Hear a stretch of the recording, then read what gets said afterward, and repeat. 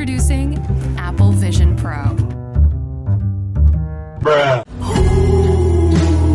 Si tú sabes perder tu tiempo, entra a mi perfil. Si tú sabes perder tu tiempo, entra a mi perfil. Hello, this is the Apple Help Desk. How may I help you, David? No, David.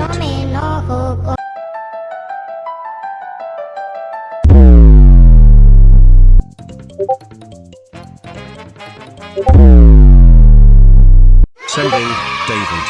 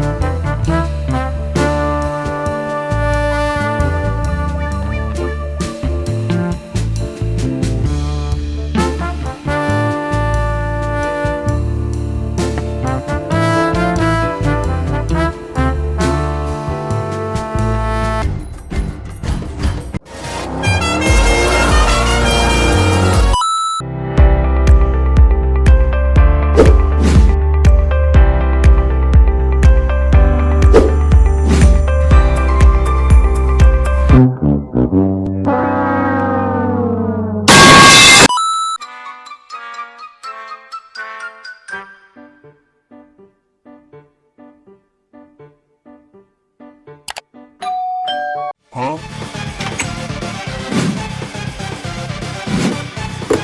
Oh, you know.